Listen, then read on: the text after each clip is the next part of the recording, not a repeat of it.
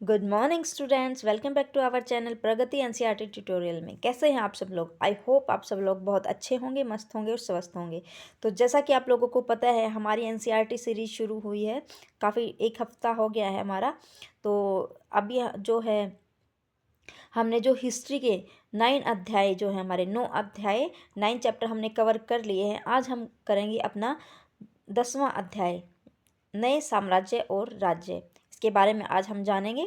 ठीक है, इससे पहले मैं शुरू करने से पहले कहना चाहूँगी, जो भी नया स्टूडेंट इस वीडियो से जुड़ रहा है तो चैनल को सब्सक्राइब जरूर करें और बेल आइकन को प्रेस करें, जिससे आपको नोटिफिकेशन मिलती रहेगी जब भी हम क्लास हमारी शुरू होगी। और जो है जो पीछे की क्लासेस है उसकी हमने प्लेलिस्ट बना दी है, तो प्लेलिस्ट में जाके जो पीछे की अपनी क्लास है उनको भी कवर करें, क्योंकि जब हम पहले वाले चैप्टर पढ़ेंगे ना, तभी हमें आगे की चीज़ें समझ आएंगी।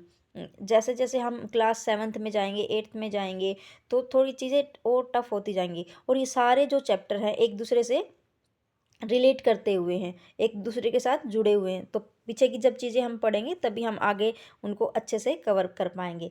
तो चलिए शुरू करते हैं। आज हम एक कदम और हम रखेंगे प्रगति की ओर। हमारे चैनल के नाम से ही पता है, प्रगति। तो प्रगति तो ज़रूर होनी है, आप लोगों की प्रोग्रेस ज़रूर होनी है। तो चलिए शुरू करते हैं।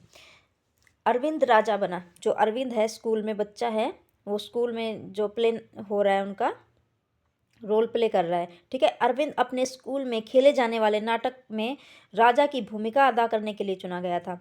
उसने सोचा था कि वह शाही वेशभूषा में, एक सेकंड थोड़ा सा इसको बड़ा कर लेते हैं। वह शाही वेशभूषा में मूंछों पर ताव देते हुए रूपहेल कागज में लिपटी तलवार को शान से पकड़कर चहलकदमी करेगा।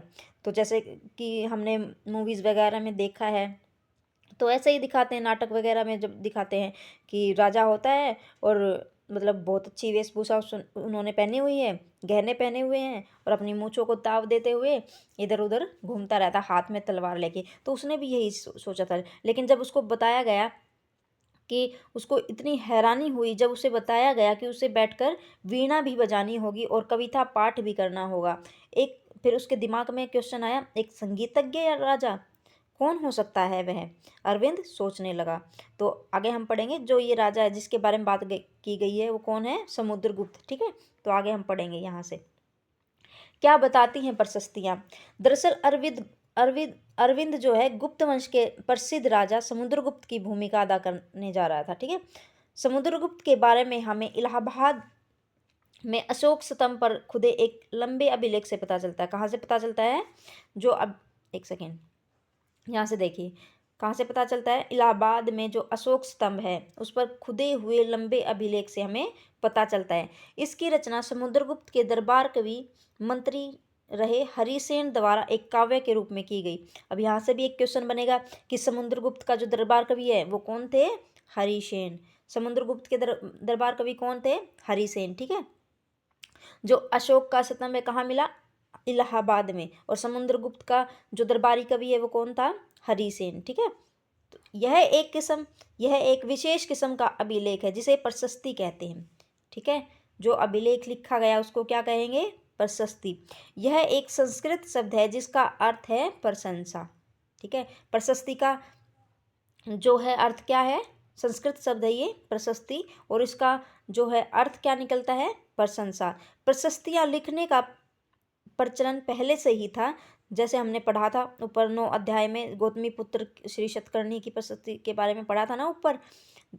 तो तभी कह रही हूँ मैं, जो ये चैप्टर हैं एक दूसरे से रिलेट करते हुए हैं। अगर हम पीछे की चीज़ें छोड़ते जाएंगे तो हमें आगे की चीज़ें समझ नहीं आएंगी। तो पहले जाइए और पीछे की चीज़ें भी हमारी साथ साथ कवर करते रहिएगा। ठीक है, परंतु गुप्त काल में इसका महत्व और भी बढ़ गया। कब बढ़ा? गुप्त काल में। ठीक है, इस ग्राफ से हमें क्या समझ में आया? जो है समुद्रगुप्त है उसकी प्रशस्तियाँ, उसके जो अशोक स्तंभ है कहाँ पे हैं? इलाहाबाद में। ठीक है, और जो समुद्रगुप्त के जो दरबारी कवि है वो कौन थे? हरिसेन। ठीक है, और जो अभिलेख है वो एक तरह की प्रशस्ति है। जो प्रशस्ति का मतलब प्रशस्ति एक संस्कृत शब्द है और जिसका अर्थ क्या निकलता है? प्रशंसा।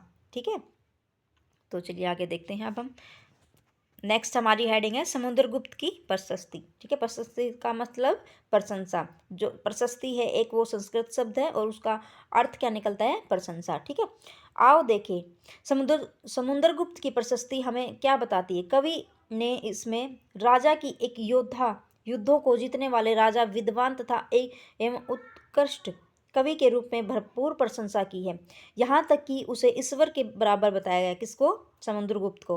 उसकी प्रशंसा करते हुए जो वहाँ के कवि थे, उसके दरबार कवि थे हरिसेन, उसने उसकी प्रशंसा करते हुए उसको मतलब उसकी किसके बराबर बताया है, ईश्वर के बराबर। प्रशस्ति में लंबे लंबे वाक्य दिए गए हैं, जहाँ वैसे ही एक वाक्य में का अंश दिया गया है। ठीक है, यहाँ पे देखिए ये दिया गया है। यहाँ पे क्या बताया, जिनका शरीर युद्ध मैदान में कुठारों, कुल्हाड़ियों, तीर, भालों, बर्छों, तलवारों, लोहे की गदाओं, नुकीले तीरों तथा अन्य सैकड़ों हथियारों से लगे घावों को दाग से भरे होने के कारण भी वह जो है बहुत सुंदर दिखता है। देखिए कितनी बड़ी प्रशस्ति, मतलब उसकी प्रशंसा की गई है। ठीक है, जो समुद्रगुप्त के दरबारी कवि थे हरिसेन, उसने समुद्रगुप्त के बारे में ये चीज़ें लिखी गई हैं। ठीक है, यहाँ से देखते हैं, ये आगे मानचित्र में देखने के लिए कह रहा, आगे देखेंगे हम। ठीक है,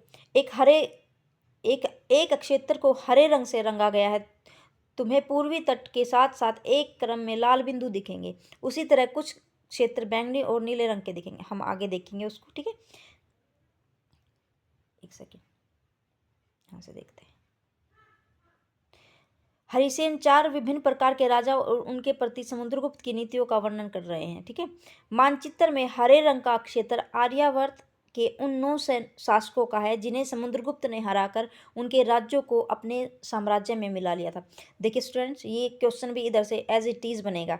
ठीक है, कि कौन से वो राज्य थे जिन्हें समुद्रगुप्त ने हराकर अपने राज्यों और अपने साम्राज्य में मिला लिया था। कौन थे वो, आर्यवर्त के 9 शासक। ठीक है, जो आर्यवर्त के 9 शासक थे उन्हें समुद्रगुप्त ने हराकर अपने राज्यों और साम्राज्य में मिला लिया था। ठीक है, यहाँ से देखा, देखिए इसको देख लेते हैं जो हरे रंग से दिखाया गया है। ये वाला जो ये वाला एरिया है, ये किसका एरिया है, 9 शासकों का। ठीक है, और ये जो है समुद्रगुप्त ने अपने राज्य और साम्राज्य में इसको मिला लिया था। ठीक है, तो यहाँ से देखते हैं सेकंड वाला। इसके बाद दक्षिणापथ के 12 शासक आते हैं। जो इसके बाद क्या आता है, दक्षिणापथ के 12 शासक। इनमें से कुछ की राजधानियों को दिखाने के लिए मानचित्र पर लाल बिंदुओं से दिखाया गया है। आगे हम देखेंगे। इन सब ने हार जाने पर समुद्रगुप्त के सामने समर्पण किया। समुद्रगुप्त ने फिर उन्हें फिर से शासन करने की अनुमति दी। ठीक है, ऐसे क्वेश्चन बनेगा कि आपको सारे ये शासकों के नाम दे देंगे, दक्षिणापथ के शासक, 9 शासक। ठीक है, तो किसने मतलब उसको समर्पण कर दिया था, किसके राज्य को उसने अपने राज्य में मिला लिया था। जो आर्यवर्त के 9 शासक थे उनके राज्य को तो अपने साम्राज्य में मिला लिया था, लेकिन जो दक्षिणापथ के शासक थे 12 शासक, दक्षिणापथ के जो 12 शासक थे, उन्होंने समुद्रगुप्त के सामने हारने के बाद अपने आप को समर्पित कर दिया था, समर्पण कर दिया था। तो समुद्रगुप्त ने जो उन्हें फिर से शासन करने की अनुमति दे दी। देखिए ये एज इट इज याद रखो। ठीक है, जो दक्षिणापथ के कितने शासक थे, 12 शासक, और समुद्रगुप्त के सामने उन्होंने समर्पण कर दिया था। हार जाने के बाद उन्होंने समुद्रगुप्त के सामने समर्पण कर दिया था, खुद को समर्पित कर दिया था। तो फिर समुद्रगुप्त ने के ऊपर दया आई और उनको जो है शासन करने की अनुमति फिर से दे दी। पर जो आर्यवर्त के 9 शासक थे जो समुद्रगुप्त के सामने हार गए थे, तो उन्होंने अपने मतलब जो आर्यवर्त के राज्य थे उनको अपने साम्राज्य में मिला लिया था। ठीक है, तो यहाँ देखेंगे लाल बिंदु से दक्षिणापथ के जो शासक दिखाए गए हैं इधर, देखिए ये वाले। ठीक है, ये है दक्षिणापथ के जो 12 शासक थे, जिनको दोबारा से शासन करने की अनुमति समुद्रगुप्त ने दे दी थी। क्यों दे दी थी, क्योंकि इन्होंने समुद्रगुप्त के सामने अपने आप को समर्पण कर दिया था। ठीक है, और जो ये कन्नौज वाले हैं इधर, ये है आर्यवर्त के 9 शासक। ठीक है, जिनको समुद्रगुप्त ने अपने साम्राज्य में मिला लिया था। मैं इसको आपको बार बार रिपीट इसीलिए करवा रही हूँ क्योंकि ये बहुत ही इम्पोर्टेंट है। ये चीज़ें बार बार हम रिवीजन करेंगे तभी दिमाग में जाके आएंगी, ठीक है।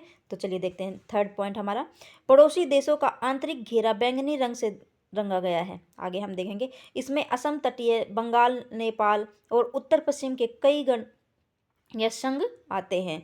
ये समुद्रगुप्त गण या संघ के बारे में हमने ऊपर पढ़ा था ना चैप्टर 5 में, गण और संघ क्या होते हैं। चलिए कमेंट बॉक्स में कमेंट करिए। ये समुद्रगुप्त के लिए उपहार लाते थे, उनकी आज्ञाओं का पालन करते थे और उनके दरबार में उपस्थित हुआ करते थे। देखते हैं आगे, देखिए बैंगनी रंग से जो दिखाया गया है इधर, ये वाला सारा एरिया देखिए, ये वाला जो सारा एरिया है बैंगनी कलर से, ये वाला, ठीक है। ये क्या है, गण और संघ वाला। तो चलिए देखते हैं इधर से, बाह्य इलाके के शासक जिन्हें नीले रंग से रंगा गया है संभवतः कुषाण तथा शक वंश के थे। किसके थे, कुषाण तथा शक वंश के। इसमें श्रीलंका के शासक भी थे। उन्होंने समुद्रगुप्त की अधीनता स्वीकार की और अपनी पुत्रियों का विवाह उससे किया। ये क्वेश्चन भी एज इट इज आया हुआ था कि किन्होंने समुद्रगुप्त से अपना जो है पुत्रियों का विवाह किया, किसने किया, कुषाण तथा शक वंश, ठीक है। जो कुषाण और शक वंश थे उन्होंने जो है वो क्या थे, श्रीलंका के शासक। कुषाण और शक वंश के क्या थे, श्रीलंका के शासक थे और उन्होंने समुद्रगुप्त की अधीनता को स्वीकार किया और अपनी पुत्रियों का विवाह किससे किया, समुद्रगुप्त से। किन्होंने किया, कुषाण तथा शक वंश। चलिए कमेंट बॉक्स में कमेंट करिए जो है किन्होंने अपनी पुत्रियों का विवाह समुद्रगुप्त से किया, ठीक है। चलिए बताइए दक्षिणापथ या नौ शासक जो हैं या कुषाण तथा शक वंश कौन से थे, बताइए। तो यहाँ से दिखाया गया है नीले रंग का जो है, ठीक है। चलो आगे देखते हैं, एक सेकेंड यहाँ से देखते हैं, मिनट, ये देखते रहते हैं। देखिए ये यहाँ से वीणा बजाने वाला राजा समुद्रगुप्त के कुछ अन्य गुणों को सिक्कों पर दिखाया गया है। देखिए ये सिक्के दिखाए गए हैं। तो ये क्वेश्चन भी आया हुआ था, जो सिक्कों पर है वीणा बजाते हुए कौन सा राजा है, समुद्रगुप्त, ठीक है। जैसे इस सिक्के में उन्हें वीणा बजाते हुए दिखाया गया है। तो चलिए इधर ये जो साइड में दिए होते हैं ना बॉक्स छोटे छोटे, ये भी बहुत इंपॉर्टेंट होते हैं, इनसे ही क्वेश्चन बना देती है एनसीईआरटी। इसी को पढ़ लेते हैं पहले। विक्रम संवत 58 ईसा पूर्व के आरंभ में होने वाले विक्रम संवत को परंपरागत रूप से गुप्त राजा चंद्रगुप्त द्वितीय के नाम से जोड़ा जाता था और ऐसा कहा जाता था कि उनको शकों पर विजय के प्रतीक के रूप में इस संवत की स्थापना की तथा विक्रमादित्य की उपाधि धारण की थी, ठीक है। किसने, चंद्रगुप्त द्वितीय ने, ठीक है। ये बहुत सारे होते हैं, चंद्रगुप्त फर्स्ट, चंद्रगुप्त तृतीय, चतुर्थ, ऐसे ही। तो चंद्रगुप्त जो द्वितीय थे उनका विक्रम संवत के रूप में दिखाया गया था, ठीक है। तो चलिए इधर देखते हैं वंशावली। हमारी नेक्स्ट हेडिंग है वंशावली। अधिकांश प्रशस्तियां शासकों के पूर्वजों के बारे में भी बताती हैं। यह प्रशस्ति थी भी समुद्रगुप्त के प्रति पर पितामह यानी कि परदादा, पितामह मतलब परदादा, दादा, पिता और माता के बारे में बताती है।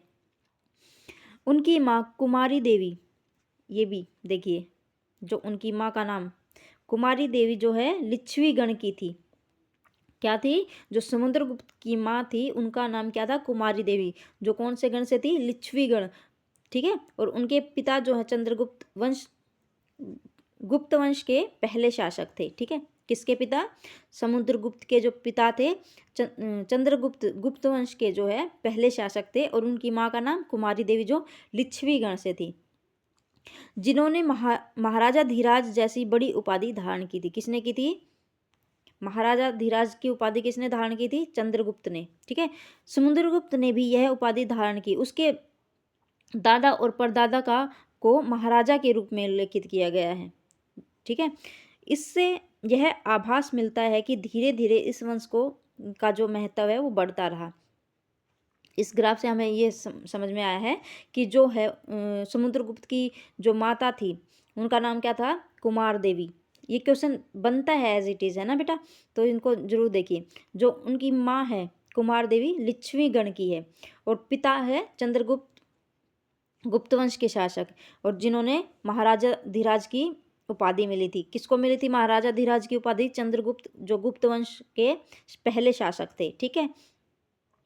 और उनके दादा जो परदादा थे उनको कौन सी उपाधि मिली थी? महाराजा की। तो इससे यह आभास मिलता है कि जो धीरे धीरे इस वंश का महत्व बढ़ता गया था। तो यहाँ से देखते हैं समुद्रगुप्त के बारे में हमें उनके बाद के शासकों जैसे उनके बेटे चंद्रगुप्त द्वितीय की वंशावली, पूर्वजों की सूची में भी जानकारी मिलती है, ठीक है। देखिए ऐसे हम याद रखेंगे। पहले जो उसका पिता था वो चंद्रगुप्त फर्स्ट था, ठीक है। तो जो पिता है वो पहले ही आएगा ना, जो पिता है वो पहले आते हैं, तो हम ऐसे इसको याद रखेंगे। जो चंद्रगुप्त प्रथम था वो समुद्रगुप्त के पिता थे, ठीक है। और उसने अपने पिता के नाम पे ही अपने बेटे का नाम रख दिया, तो चंद्रगुप्त द्वितीय हो गया। मतलब दूसरी बार आता है ना वो, ठीक है। बाद में आता है तो द्वितीय हो गया, ठीक है। जैसे उनके बेटे चंद्रगुप्त द्वितीय की वंशावली से भी जानकारी मिलती है। उनके बारे में अभिलेखों तथा सिक्कों से पता चलता है। कैसे पता चलता है? अभिलेखों और सिक्कों से। उन्होंने पश्चिमी भारत में सैन्य अभियान के अंतिम शक शासक को परास्त किया। बाद में ऐसा विश्वास किया जाने लगा कि उनका दरबार जो है विद्वानों से भरा था। इनमें से कुछ के बारे में जानकारी हम आगे पढ़ेंगे तब मिलेगी, ठीक है। एक सेकेंड, यहाँ से देखते हैं। हमारी नेक्स्ट हेडिंग है हर्षवर्धन तथा हर्षचरित। जिस तरह गुप्त वंश के शासकों के बारे में अभिलेखों तथा सिक्कों से पता चलता है, उसी तरह कुछ अन्य शासकों के बारे में उनकी जीवनी से पता चलता है। कैसे? जीवनी से। ऐसे ही एक राजा हुए हर्षवर्धन। कौन? हर्षवर्धन, जिन्होंने करीब 1400 साल पहले शासन किया था। कब किया? 1400 साल पहले। उनके दरबारी कवि बाणभट्ट। देखिए जो हर्षवर्धन है उनके दरबारी कवि कौन है? बाणभट्ट। और समुद्रगुप्त के दरबार कवि कौन थे? चलिए कमेंट बॉक्स में कमेंट करिए। जो समुद्रगुप्त है, अभी हम ऊपर पढ़ के आए ना, जो समुद्रगुप्त के दरबारी कवि थे कौन थे, ठीक है। और हर्षवर्धन के जो दरबारी कवि कौन है? बाणभट्ट, ठीक है। बाणभट्ट ने संस्कृत में उनकी जीवनी हर्षचरित्र लिखी। किसकी जीवनी? हर्षवर्धन की। देखो उनके चरित्र के बारे में लिखा है। हर्ष तो उनका नाम हो गया हर्ष, और उनके चरित्र के बारे में लिखा है चरित, ठीक है। किसने लिखी? बाणभट्ट ने संस्कृत में लिखी। हर्षवर्धन की जो जीवनी लिखी है, ठीक है। इसमें हर्षवर्धन की वंशावली देते हुए उनके राजा बनने तक का वर्णन किया। चीनी यात्री श्वेतसांग, जिनके बारे में हमने पढ़ा था ऊपर कि वो बहुत सारे हमारे जो बौद्ध ग्रंथ है उनको लेके गया था, ठीक है। काफ़ी समय के लिए हर्ष के दरबार में रहे हैं। उन्होंने वहाँ और कुछ देखा, उसका विस्तृत वर्णन दिया, ठीक है। आगे देखते हैं इधर। हर्ष अपने पिता के सबसे बड़े बेटे नहीं थे। मतलब जो हर्ष थे वो अपने पिता के सबसे बड़े बेटे नहीं थे। उनकी प्रशस्ति में लिखा है। पर अपने पिता और बड़े भाई की मृत्यु हो जाने के बाद वह थानेसर का राजा बना। कौन बना? जो हर्षवर्धन है वो अपने पिता और भाई की मृत्यु के बाद जो है थानेसर का राजा बना। उसके बहनोई कन्नौज के शासक थे, ठीक है। जो उसके बहनोई थे वो कन्नौज के शासक थे। जब बंगाल के शासक ने उन्हें मार डाला तो हर्ष ने कन्नौज को अपने अधीन कर लिया और बंगाल पर आक्रमण कर दिया। देखिए यहाँ से क्या क्या पढ़ा हमने? जो हर्षवर्धन है उसके दरबार कवि कौन थे? बाणभट्ट, जिसने संस्कृत में उनकी जीवनी कौन सी लिखी? हर्षचरित्र, ठीक है। हर्षचरित्र, ठीक है। तो और यहाँ से देखते हैं वो अपने जो पिता के बड़े बेटे नहीं थे, लेकिन जो उनका भाई था और पिता की मृत्यु के बाद उन्होंने थानेसर के जो वो राजा बने। और जो उनके बहनोई थे वो क्या थे? कन्नौज के शासक। जब बंगाल के शासक ने उन्हें मार दिया, किसको मार दिया? जो उसका बहनोई था, तो उसको भी जो बंगाल के शासक ने मार दिया। तो हर्ष ने कन्नौज को अपने अधीन कर लिया गया।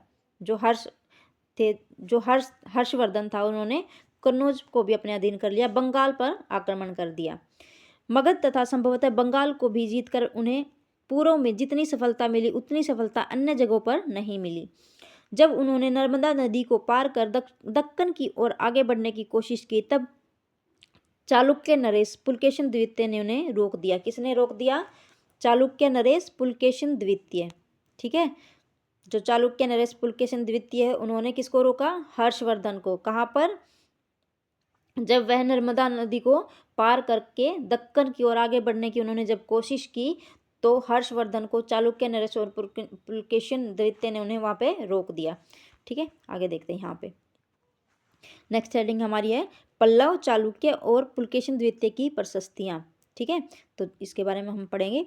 और स्टूडेंट, अगर आपको ये वीडियो अच्छी लग रही है तो कृपया करके वीडियो को लाइक ज़रूर करें। और जो नया स्टूडेंट इस वीडियो से जुड़ रहा है, चैनल से जुड़ रहा है, चैनल को सब्सक्राइब करें। और पीछे की क्लासेज हमारी जो हमने प्लेलिस्ट बना रखी है उसमें जाके उनको जरूर देखें। ठीक है, इस काल में पल्लव और चालुक्य दक्षिण भारत के सबसे महत्वपूर्ण राजवंश थे। क्या थे? इस काल में पल्लव और चालुक्य दक्षिण भारत के सबसे महत्वपूर्ण राजवंश थे। पल्लव का राज्य उनकी राजधानी कांचीपुरम के आसपास के क्षेत्रों से लेकर कावेरी नदी के डेल्टा तक फैला था। कहाँ तक फैला था? तो यहाँ से भी क्वेश्चन बनेगा। जो पल्लव की राजधानी कौन सी थी? पल्लव की राजधानी कांचीपुरम। पल्लव की राजधानी कांचीपुरम। कमेंट बॉक्स में साथ साथ कमेंट करते रहिएगा। ऐसे लिखिए पल्लव की राजधानी और इक्वल करके कांचीपुरम। ठीक है, और कहाँ पर? और उसके आसपास के क्षेत्र कावेरी नदी के डेल्टा तक फैला हुआ था। जबकि चालुक्यों का राजा कृष्णा तथा तुंगभद्रा नदियों के बीच था। ठीक है, चालुक्य की राजधानी कौन सी थी? ऐहोल। और जो पल्लव हैं, पल्लव की राजधानी कांचीपुरम, चालुक्यों की राजधानी ऐहोल। ये एज इट इज आए हुए हैं। ठीक है स्टूडेंट्स, मैं आपको बार बार इसीलिए रिपीट करती हूँ, इन चीज़ों पे इसलिए फोकस करती हूँ क्योंकि मैं नहीं चाहती कि आपका एक भी क्वेश्चन छूटे। हम सारे क्वेश्चन इधर से ही फंसाएंगे। एनसीईआरटी बहुत अच्छी चीज़ें हैं, इसे पढ़ोगे ना तो बहुत ही इजी है ये, अगर 2 बार हम इसको रिवाइज कर लेंगे। ठीक है, चालुक्यों की राजधानी ऐहोल और जो है पल्लव की राजधानी कांचीपुरम। ठीक है, यह एक प्रमुख व्यापारी केंद्र था। कौन सा? जो चालुक्यों की राजधानी ऐहोल थी, यह एक प्रमुख व्यापारी केंद्र था। धीरे धीरे यह केंद्र एक धार्मिक केंद्र भी बन गया जहाँ कई मंदिर थे। ठीक है, देखिए क्वेश्चन में ना वो बिल्कुल पैराग्राफ दे देते हैं, कहीं से भी कोई भी लाइन उठा के लिख देंगे कि धार्मिक केंद्र कौन सा था, कहाँ बन गया। ठीक है, वहाँ पे मंदिर थे या नहीं थे, ऐसे घुमा फिरा के ऐसी लैंग्वेज में दे देता है। फिर बच्चों के जो है कहते कि सब्जेक्ट में नंबर बहुत कम आ गए हैं, क्योंकि हम चीज़ों को छोड़ देते हैं, बस मोटी मोटी हेडिंग पढ़ लेते हैं जो बीच की हैं। और आजकल तो बहुत ही जो है एग्ज़ाम को इतना लेंदी बना दिया गया है। टाइम वही है, पहले जो एग्ज़ाम होता था वो शॉर्ट में रहता था, क्वेश्चन आंसर शॉर्ट रहते थे, उसके जो ऑप्शन होते थे वो शॉर्ट। लेकिन अब तो बहुत ही लेंदी बना दिया गया है, इसलिए जो है टाइम भी थोड़ा सा कम रहता है। इसलिए हमें प्रैक्टिस ज़रूर करनी है साथ साथ। अगर आप साथ साथ अभी कमेंट करोगे तो आपका जो है आंसर देने की जो प्रैक्टिस जल्दी जल्दी हो जाएगी। ठीक है, पल्लव और चालुक्य एक दूसरे की सीमाओं का अतिक्रमण करते थे। मुख्य रूप से राजधानियों को निशाना बनाया जाता था जो समृद्ध शहर थे। ठीक है, तो देखिए इसमें हमने क्या पढ़ा है। जो हमारी जो पल्लव की राजधानी कौन सी थी?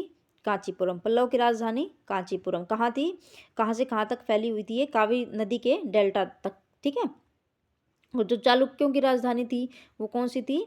ऐहोल, जो एक प्रमुख व्यापारिक केंद्र भी था। ठीक है, तो यहाँ से देखते हैं आगे। पुलकेशिन द्वितीय सबसे प्रसिद्ध चालुक्य राजा थे। जब पुलकेशिन द्वितीय थे वो सबसे प्रमुख चालुक्य राजा थे। उनके बारे में हमें उनके दरबारी कवि रवि कीर्ति द्वारा रचित प्रशस्ति से पता चलता है। किसकी? जो पुलकेशिन द्वितीय थे, एक सेकेंड, जो पुलकेशिन द्वितीय थे वो चालुक्य के राजा थे। ठीक है, पुलकेशिन द्वितीय सबसे प्रसिद्ध राजा थे, चालुक्य राजा। ठीक है, और उनका जो दरबारी कवि कौन था? कवि रवि कीर्ति। ठीक है, जिन्होंने उसकी प्रशस्ति लिखी है। इसमें उनके पूर्वजों, खासतौर से पिछली 4 पीढ़ियों के बारे में बताया गया है। पुलकेशिन द्वितीय को अपने चाचा से यह साम्राज्य मिला। किससे मिला? चाचा से। पुलकेशिन द्वितीय के दरबारी कवि कौन है? रवि कीर्ति। ठीक है, कवि रवि कीर्ति। ठीक है, यहाँ से देखते हैं। चलिए कमेंट बॉक्स में कमेंट करिए, जो समुद्रगुप्त हैं उनके दरबारी कवि कौन थे? ठीक है, और हर्षवर्धन के दरबारी कवि कौन थे? और पुलकेशिन द्वितीय के दरबारी कवि तीनों लिख के तीनों कमेंट करें साथ साथ में। यहाँ से देखते हैं, रविकीर्ति के अनुसार उन्होंने पूर्व तथा पश्चिम दोनों समुद्र तटीय इलाकों में अपने अभियान चलाए। इसके अतिरिक्त उन्होंने हर्ष को भी आगे बढ़ने से रोका। हर्ष का अर्थ है आनंद होता है। हर्ष का अर्थ क्या होता है? आनंद। कवि का कहना कि इस पराजय के बाद अब हर्ष नहीं रहा। पुलकेशिन द्वितीय ने पल्लव राजा के ऊपर भी आक्रमण कर दिया, जिसे कांचीपुरम की दीवार के पीछे शरण लेनी पड़ी। किसको? हर्षवर्धन को, नहीं सॉरी, हर्ष को।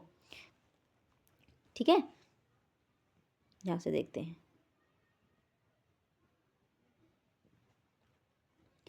पर चालुक्यों की विजय अल्पकालीन थी।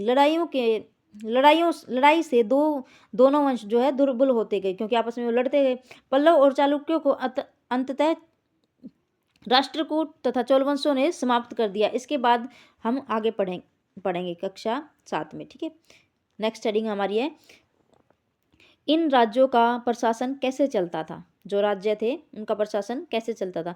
पहले के राजाओं की तरह इन राजाओं के लिए भूमि कर सबसे महत्वपूर्ण बना रहा। जो भूमि कर है सबसे महत्वपूर्ण बना रहा। प्रशासन की प्राथमिक इकाई गांव होते थे। ठीक है, प्रशासन की प्राथमिक इकाई क्या होते थे? गांव।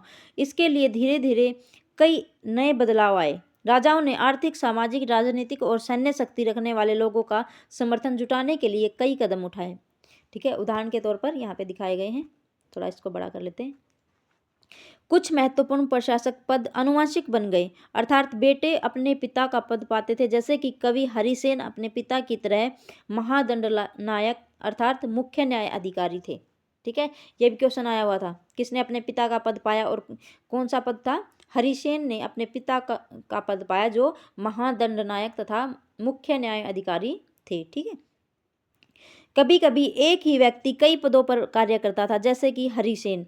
जो हरिसेन है उन्होंने क्या क्या काम किया था? वह एक महादंडनायक होने के साथ साथ कुमारमात्य अर्थात एक महत्वपूर्ण मंत्री, कुमारमात्य का मतलब महत्वपूर्ण मंत्री, तथा एक संधि विग्रह अर्थात युद्ध और शांति के विषयों का भी एक मंत्री था। ठीक है, देखिए, जो हरिसेन था वो एक महादंडनायक होने के साथ साथ क्या थे? कुमारमात्य। कुमारमात्य का अर्थ क्या है? एक मंत्री। ठीक है, और एक संधि विग्रह अर्थात युद्ध और शांति के विषयों पर जो बात करता है वो मंत्री भी था। देखिए, तीन तीन काम कर रहा था ये हरिसेन। ठीक है, यहाँ से देखते हैं, संभवतः वहाँ के स्थानीय प्रशासन के प्रमुख व्यक्तियों का बहुत बोलबाला था। इनमें नगर श्रेष्ठी यानी मुख्य बैंकर, ये भी क्वेश्चन आया हुआ था। ठीक है, ऐसे आपको मैच इट करने के लिए दे देंगे, मैच करने के लिए। ठीक है, नगर श्रेष्ठी क्या होते हैं? मुख्य बैंकर। ठीक है, या शहर व्यापारी। नगर श्रेष्ठी क्या होते हैं? मुख्य बैंकर। लिखिए ऐसे, नगर श्रेष्ठी इक्वल करके लिखे मुख्य बैंकर या शहर का व्यापारी। और जो सार्थवा क्या होते थे? व्यापारी के काफिले का नेता। सार्थवा क्या होते थे? व्यापारी के काफिले का नेता। और प्रथम कुलिक मतलब मुख्य शिल्पकार। प्रथम कुलिक मतलब मुख्य शिल्पकार, तथा जो कायस्थों यानी लिपिकों के प्रधान जैसे होते थे। ठीक है, देखिए दोबारा बता देती हूँ, जो नगर श्रेष्ठी है, नगर श्रेष्ठी मतलब मुख्य बैंकर या शहर का व्यापारी, ये एज इट इज आए हुए हैं। ठीक है, मैं इसीलिए इन बातों पे बार बार इसको रिपीट कर रही हूँ, क्योंकि मैं चाहती हूँ कि आपका जो है एग्ज़ाम बहुत अच्छे नंबरों से, आपको एसएसटी में तो 60 में से कम 50 या 50 प्लस लेके आने, 55, क्योंकि मैं इतने अच्छे से आपको करवा रही हूँ, बार बार उन चीज़ों को रिवाइज करवा रही हूँ। अभी तो हम नोट्स तैयार कर रहे हैं, उनके माध्यम से भी मैं आपको करवाऊंगी। ठीक है, तो जो नगर श्रेष्ठी है वो क्या है? मुख्य बैंकर या शहर का व्यापारी। सार्थवा क्या है? व्यापारियों के काफिले का नेता। सार्थवा यानी व्यापारियों के काफिले का नेता। जो प्रथम कुलिक है उसका मतलब क्या है? मुख्य शिल्पकार तथा कायस्थों यानी लिपिकों के प्रधान जैसे लोग। ठीक है, तो चलिए आगे देखते हैं। इस तरह की नीतियां कुछ हद तक प्रभावशाली होती थी। ठीक है, पर समय के साथ साथ इनमें से कुछ व्यक्ति इतने अधिक शक्तिशाली हो जाते थे कि अपना स्वतंत्र राज्य स्थापित कर लेते थे। ठीक है, यहां से देखते हैं आगे, एक सेकेंड। नेक्स्ट हेडिंग हमारी है एक नए प्रकार की सेना। कुछ राजा अभी भी पुराने राजाओं की तरह एक सुसंगठित सेना रखते थे, जिसमें हाथी, रथ, घुड़सवार और पैदल सिपाही होते थे। पर इनके साथ साथ कुछ सेनानायक भी होते थे, जो आवश्यकता पड़ने पर राजा को सैनिकों सहायता दिया करते थे। ठीक है, इन सेनानायकों को कोई नियमित वेतन नहीं दिया जाता था। बदले में इनमें से कुछ को भूमिदान दिया जाता था। ठीक है, दी गई भूमि पर ये कर वसूलते थे, जिससे वे सेना तथा घोड़ों की देखभाल करते थे। साथ ही वे इससे युद्ध के लिए हथियार जुटाते थे। इस तरह के व्यक्ति सामंत कहलाते थे। तो सामंत कौन कहलाते थे? कुछ सेनानायक होते थे, उनको मतलब और कर के रूप में क्या देते थे? उनको नियमित वेतन नहीं दिया जाता था, उनको कोई भूमि दे देते थे। ठीक है, भूमि देते थे जिससे वह उससे कर वसूलते थे। ठीक है, और अपनी जो सेना है और घोड़ा है उनकी देखभाल करते थे।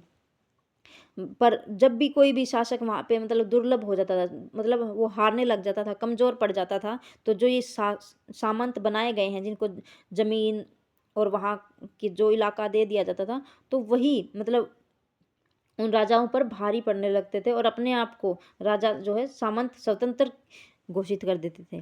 ठीक है, स्वतंत्र होने की कोशिश करते थे। समझ में आया?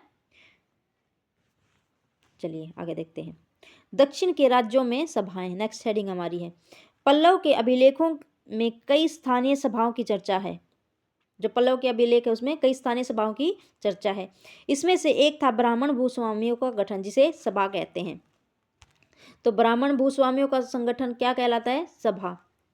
ठीक है, ब्राह्मण भूस्वामियों का संगठन क्या कहलाता है? सभा।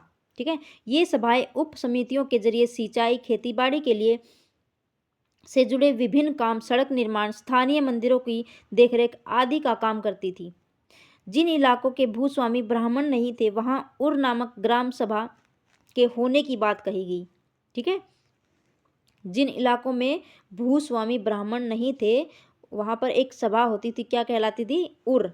ठीक है, जो ग्राम सभा होती थी क्या कहलाती थी? उर, जहां पर ब्राह्मण स्वामी नहीं थे। ठीक है, नगरम व्यापारी के एक संगठन का नाम था। तो नगरम क्या था? व्यापारी के संगठन का नाम।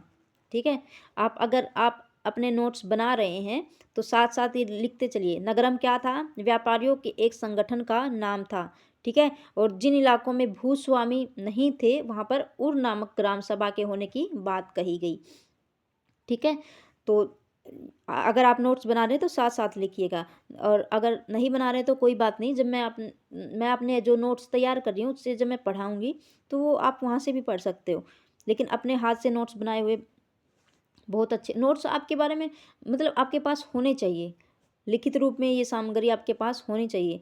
अगर आपको नहीं बनाना है तो मैं अभी जो तैयार करी उस वह नोट्स आप मतलब हमसे ले सकते हैं, बहुत ही कम रेट में है। ठीक है, अभी तो मैं बना रही हूँ, बहुत जल्दी तैयार हो जाएंगे। अगर किसी भी स्टूडेंट को ये नोट्स लेने होंगे तो आप ले सकते हैं। इन सभाओं पर धनी तथा शक्तिशाली भूस्वामी और व्यापारियों का नियंत्रण था। ठीक है, जो ये सभाएं थी इन पर किसका नियंत्रण था? शक्तिशाली भूस्वामी और व्यापारियों का। इनमें से बहुत सी स्थानीय सभाएं शताब्दी तक काम करती रही। ठीक है, इस ग्राफ में हमने क्या पढ़ा है? जो ब्राह्मण भूस्वामियों का संगठन क्या कहलाता था?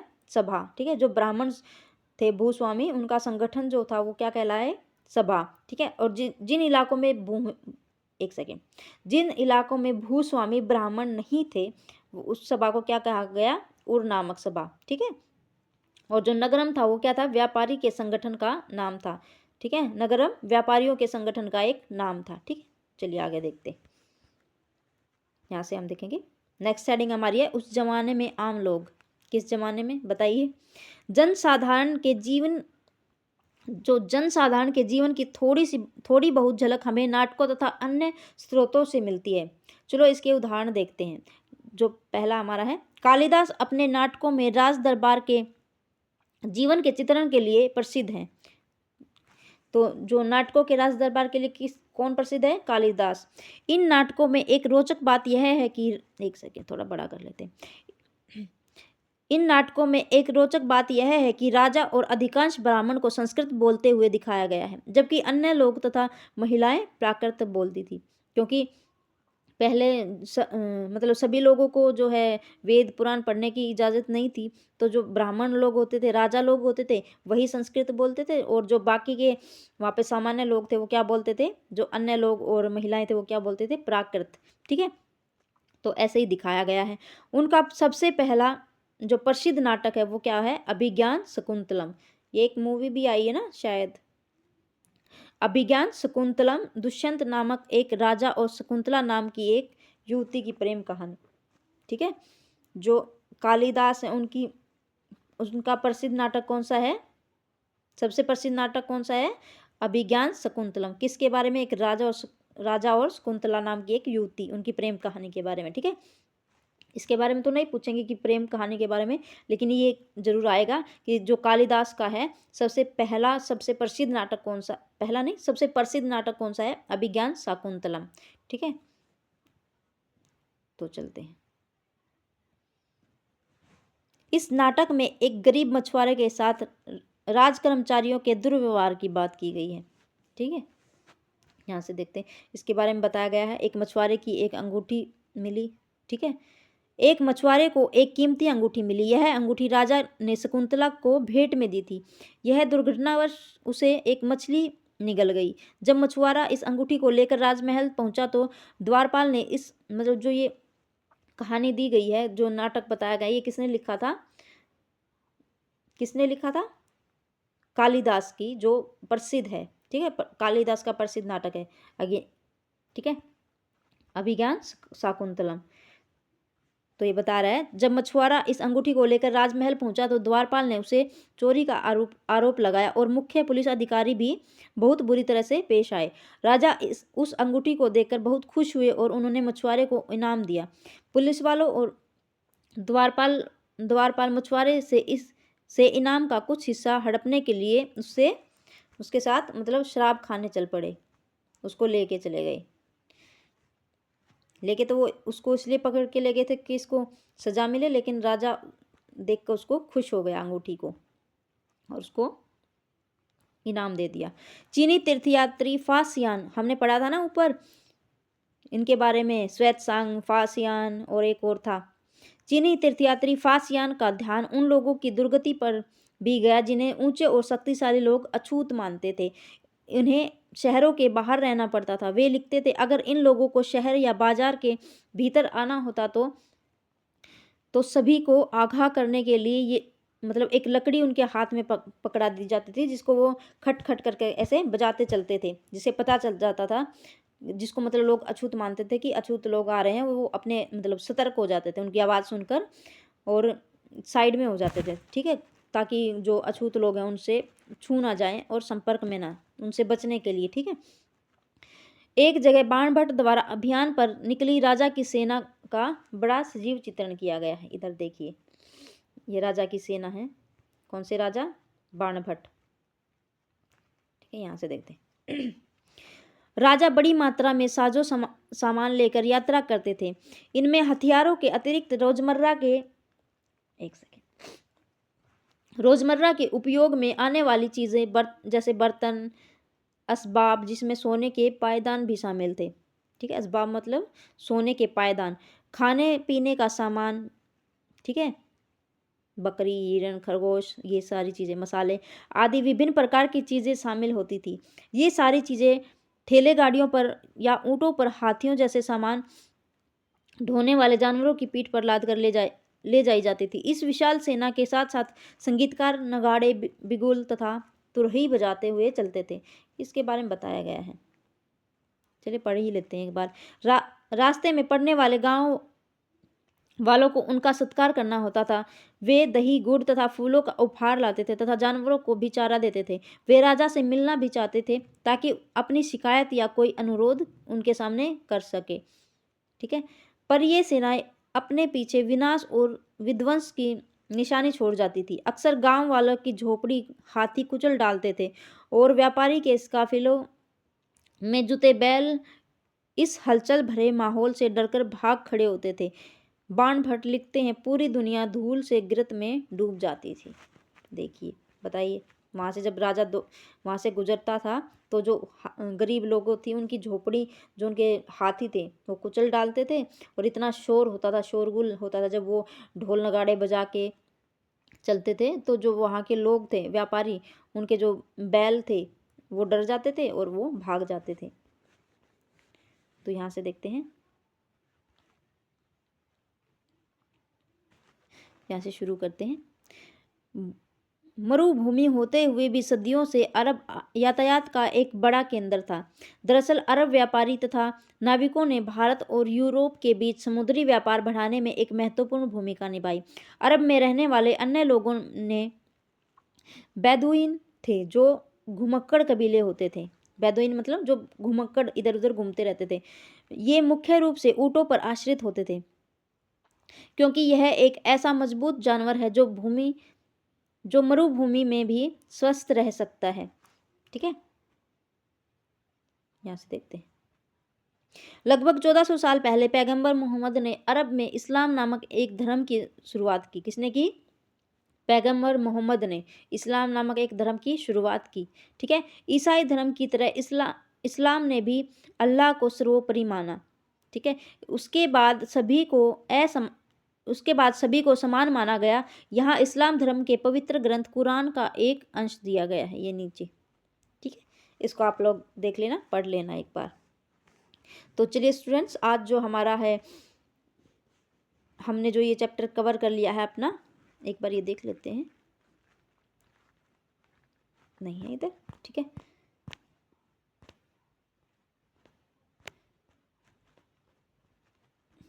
चलिए, तो जो ये आज हमारा चैप्टर था, चैप्टर 10, तो हमने आज ये हिस्ट्री का चैप्टर 10 हमारा कवर हो गया है। तो जो हमारी 6th क्लास की ज्योग्राफी थी वो हमारी फिनिश हो गई है, तो हमने कंप्लीट कर ली है। इसका भी एक चैप्टर शायद बचा हुआ है। हिस्ट्री भी हमारी कल कवर हो जाएगी। तो अगर आपको ये कंटेंट अच्छा लगे तो वीडियो को लाइक ज़रूर करें, और जो नया स्टूडेंट्स जुड़ रहा है उसको चैनल को सब्सक्राइब करें। ठीक है, तो चलिए मिलते हैं हम अपनी नेक्स्ट वीडियो में। आज हम ज्योग्राफी की नहीं लेंगे, क्योंकि ज्योग्राफी की जो हमारी है 6th क्लास है, कंप्लीट हो गई है। तो पॉलिटी हमारी रहती है। ठीक है, पॉलिटी के थोड़ा सा वो पीछे चला हुआ है किसी कारणवश। तो आज हम अपनी पॉलिटी की क्लास लेंगे। ठीक है, पॉलिटी की क्लास ले लेते हैं। कल से हम अपना जो है ज्योग्राफी की 7th क्लास की शुरू कर देंगे। ठीक है, ओके, टेक केयर।